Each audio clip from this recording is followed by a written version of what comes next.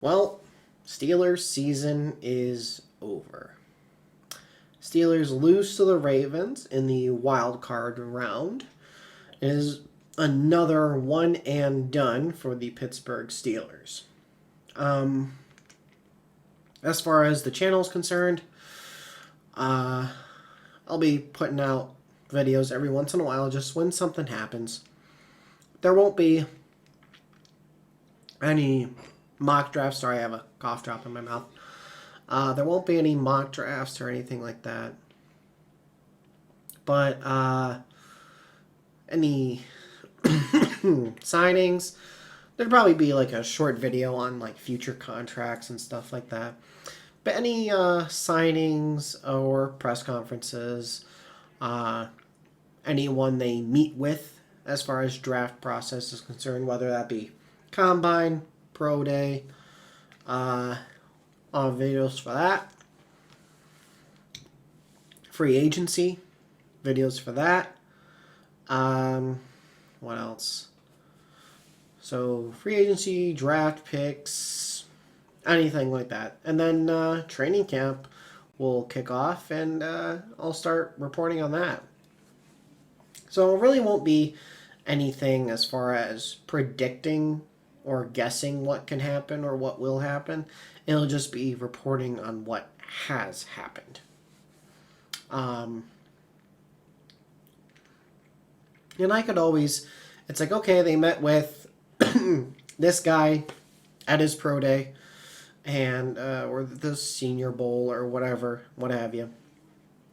And I could always talk about that player a little bit or their need at that position a little bit, anything like that.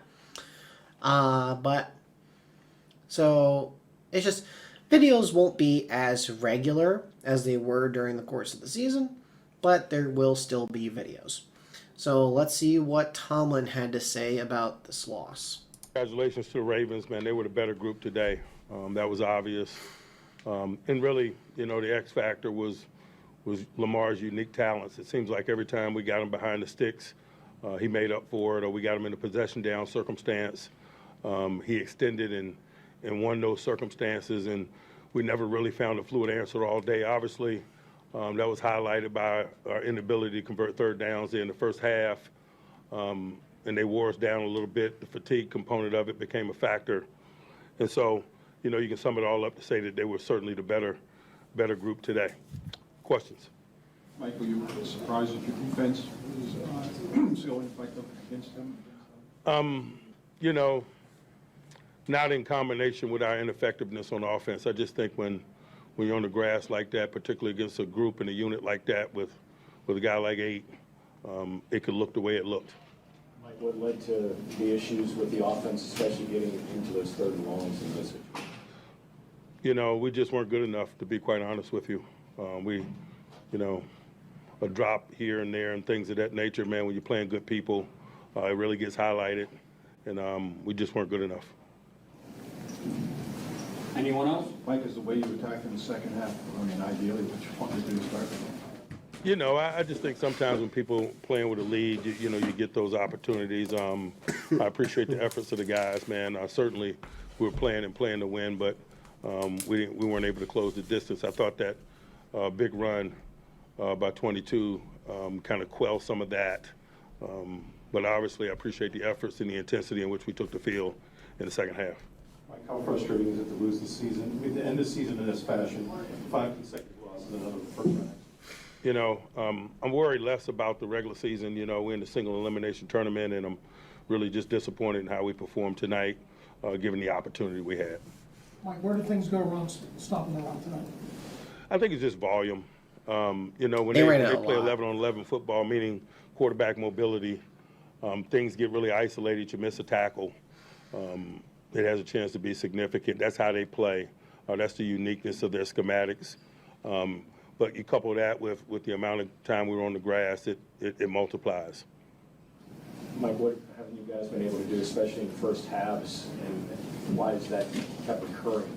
We just hadn't moved the ball well enough or consistently enough or scored enough points, particularly in January football, man. You got to score points, and we weren't able to do that.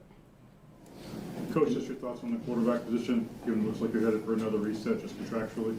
I'm not ready to, take a big picture approach. I'm really assessing what happened today, man. And I'm certainly appreciative of their efforts tonight, but I could say that largely for the entire season. They're 2 quality people, 3 quality people at the quarterback position, man, and really appreciate what they poured into this. Mike, how would you assess Russ's play tonight? Again, man, it was like our play. It wasn't good enough. Again, man, I just love the spirit in which he continued to fight, the way he led the group out of the locker room at after the half. But certainly, none of us were good enough tonight. Micah, the one and done's getting to be a little frustrating. Again, man, Probably I'm more just than a assessing little. what transpired tonight. As I told you guys earlier in the week, those are my bags, not just collectives' bags. And so my energy is on that group in there and what they were willing to give and the journey that we've been on this year. And certainly it came to a disappointing end tonight. Only a few notes here on Tomlin. You said, and I agree, just not good enough all around. Though, as far as the defense is concerned, you can only do so much, to be out there. And that's the thing. You're trying to stop Lamar and Derrick Henry. There was one drive, 13 plays, that they just ran it every single time. You're trying to stop them, but when you have long drive after long drive after long drive, eventually, and it did happen, Derrick Henry's going to break a couple. Lamar's going to break a couple. But then it's just bludgeon and bludgeon and bludgeon. I think they threw it a total of 22 times, if I remember correctly. And they rushed for, 200 yards or something like that as a team, or more than that. I don't even know what they rushed for. It was an insane amount of yards. But as a defense, there's only so much you can do until it's like, look, we're trying, but we're tired, And there was one point where the D-line, it was, Jeremiah Moon at outside, Nick Herbig at outside, Isaiah Loudermilk, it was Larry O, it was Montravius Adams, because everyone, starter-wise, was on the sideline getting their breath. Now, Baltimore didn't do this, but I'm thinking, if I'm Baltimore, I'm running no huddle. I'm not letting you sub those guys back on. They didn't do that, and I think literally on the very next play, after I thought that, everyone came back on. So, it's not good enough all around. To me, we don't have the right players. And I want to talk about this just for a minute. I say we don't have the right players because we can't run the scheme that Arthur Smith wants to run with these players, right? So Arthur wants to run, and sub the pass. Now, is that going to work every time? No. Steelers came out passing here. Now, Pat had a drop, and I think Darnell had a drop. People had drops. Calvin Austin, there was one where Russell could have put it a little closer, but I think Calvin had a chance on it. Excuse me. But we just don't have, the offensive line to do it, right? We don't have the offensive line to do it. We would need a Philly or Detroit kind of offensive line.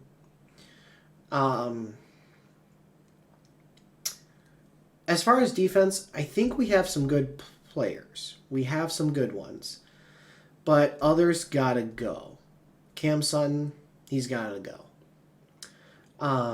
It was great this year that he was on essentially vet minimum because of his off the field issue he had. But he needs to go. Beanie, not a bad nickel, but we need someone better than Beanie. Joey, you're good. Dante, he's okay, but I would like a better number 2 corner opposite Joey. Safety, I think we're fine. I like Elliott. I do. Now, depth, yada yada. But, and then this goes into coaching a little, where I think Terrell Austin's got to go. Because he's too conservative. He's trying to get pressure on the quarterback with 4. He doesn't want to blitz. He wants to play coverage. And if you weren't always down, then that's fine. Because then you're just playing prevent. You're not trying to allow something over the top. Don't allow the cheap stuff, right? But that's not where we're at. We obviously don't... I don't care what anyone says about Russ or Justin. I'm going to say that right now. And if you want to throw Kyle Allen in there, by all means. But we do not have the right quarterback on this team. We don't. I am thankful for what Justin and Russ were able to do during the regular season, where they were able to get us during the regular season. But, you know, if Russ had Justin's mobility, I think it'd be fine. Or if Justin had Russ's experience, had his throwing, I think it'd be fine. Like, we're kind of caught in that middle where Justin's a great runner, but not a great passer. Russ is a nice passer, but he can't run that much anymore. And there were plays where it's like, Russ 5 years ago gets that first down or gets that couple extra yards. There was that one fourth down. I know it would have been risky, because if you don't get it, you're giving the ball to the Ravens in excellent territory. But I think I would have gone for it. I really do. And then Tomlin, he keeps doing this. And I'll talk about Tomlin in a minute. But he does this. And he did it multiple times during the regular season. Okay? Clock's winding down on the first half. You know, it's inside of 2 minutes. And second down for the opposing team. Opposing team gets a couple yards. It's third down. And he calls timeout. Well, after that, the opposing team, then converts that third down to a first down, and then they go and score either a field goal or a touchdown. But Tomlin is kind of assuming we're going to get this stop, and then we'll get the ball back, and I'm saving us time. But then they don't get the stop. And he did that multiple times during the regular season, and I really killed him over it. And even in this playoff game, I killed him over it. It's just, why are you doing that? You haven't learned your lesson. I understand you have faith in your defense. We have some nice defensive players. Cam, TJ, Alex, Patrick. We have some nice guys on defense. But you're expecting to get the stop when you haven't in that situation.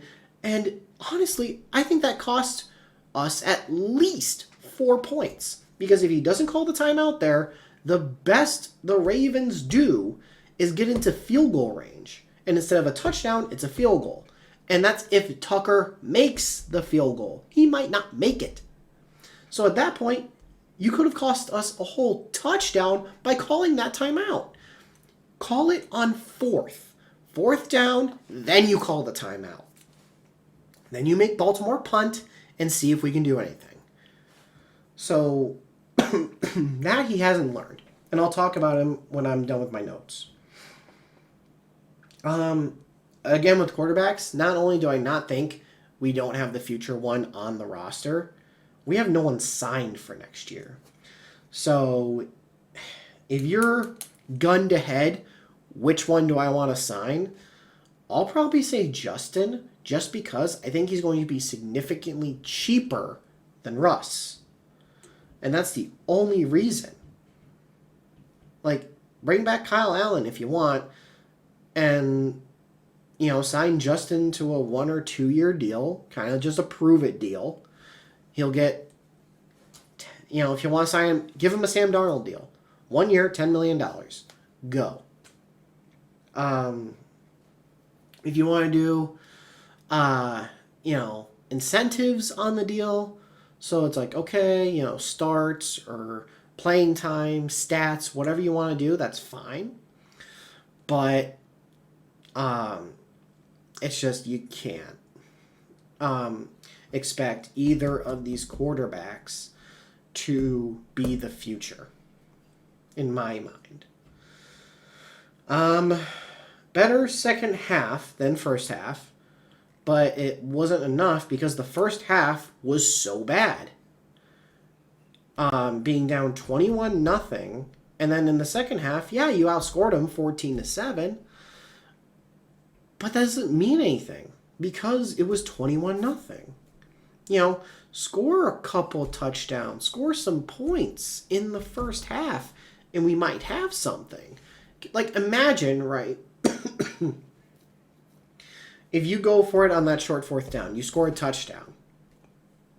Okay, everything else plays out the same. Ravens score, yada yada. Well, you're 28-21.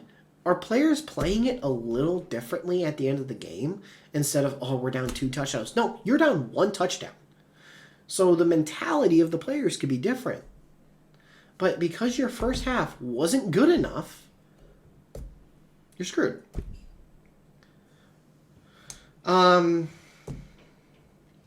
So about Tomlin, right? Yeah, never had a losing season, you know, either 500 or better. But it's led to six straight playoff appearances of one and done. And here's the thing about Tomlin. And I think a lot of people who even don't like him would admit this. He is a good coach. He is not a bad coach by any means. But, and I don't think he's trying to get 500 and then just not advance. I don't think that he's trying to do that. And the players talk about how much they love him as a coach. And that's great when your players love you. I'm sure the Lions players love Dan Campbell. I'm sure they do. I am sure the Chiefs players love Andy Reid. I'm sure the Bills players love Sean McDermott. It is great when your players love you. And that is awesome. And I'm sure the Ravens love Harbaugh. And the Chargers love Harbaugh. But so when you love your coach, and you really want to play for him, that is great. And I love that. But people say, you know, even Andy Reid, he, you know, got fired from Philly. And Philly has to not live with it, but they have to know that we sent him off. He goes to Kansas City. He got Patrick Mahomes, and now he's winning Super Bowls. And, yeah, you know, Philly keeps him, and maybe they get a good quarterback. Maybe they, you know, win some Super Bowls. But, and it ended up working out for them. They won a Super Bowl with Doug Peterson. And, you know, they're competing for a Super Bowl right now. And they went to another with Jalen Hurts. Like, they won one, went to one, and they have a good chance at going to another and having, you know, the possibility of winning that. And we'll see what happens. But I just don't understand. I'm trying to formulate my words well here. You know, I don't understand why it hasn't worked. I don't. You know, I'm sure the Steelers players love him. I'm sure they want to play hard for him. But at what point do you say enough is enough? And here's the thing. I truly believe if Mike Tomlin were to get fired today, either today the day I'm recording this, today the day you're watching it, he gets, God, 75% of the teams in the NFL want to interview him. Somewhere between 50 and 75% of the teams. Because I'm sure the Bills are very happy with McDermott. I'm sure the Chiefs are very happy with Reed. The Lions are very happy with, Campbell. Like, I'm sure there are many teams who are very happy with their coaches and will say, nah, we're not going to interview Tomlin. But 18 teams didn't make the playoffs. That's where we're at. 18 teams don't make the playoffs. 14 do. So out of those 18 teams, that's over 50% of the league, that didn't make the playoffs. And you could even possibly count the teams that did. How many of them would at least bring Tomlin in or give him a phone call for an interview, right? And that's where I say probably 50 to 75% of the league would at least make a call to interview him, right? And like Mara from the Giants, he said, we're not going to fire Tomlin. Fire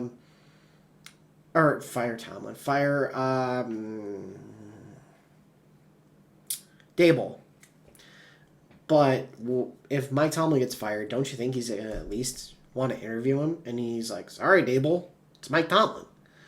Now, I am part of the, you don't fire him. If you want him gone, fine.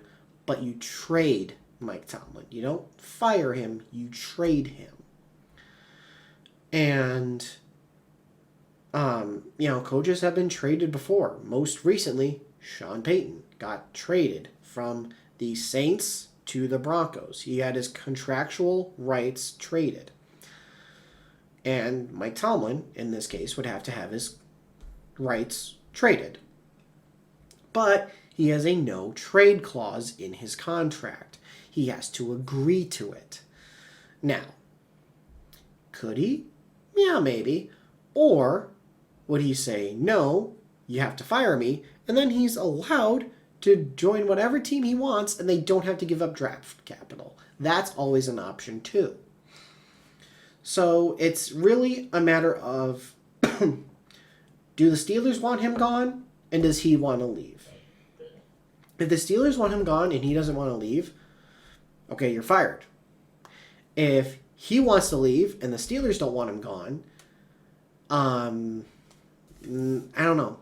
They could, in theory, say, okay, fine, go find a job and we'll work out a trade. But if they want him gone and he wants gone, then they could, in theory, work out a trade. Or fire him, either or. But, I don't know. I did see something today. Obviously, you gotta watch out if it's not from like Adam Schefter or Ian Rappaport. But some kind of notification popped up on my phone. I probably don't even have it anymore. But said that the Steelers weren't planning to move on from him. And I'm sure Steelers fans are overjoyed to hear that. So we got a lot of work to do for next season. And I've rambled long enough. We'll dig into the players in the next video. But if you guys did enjoy this, please do leave a like. And if you're new to the channel, please hit that subscribe button. Turn notifications on. I'll see all you guys in the next video. Thanks for watching.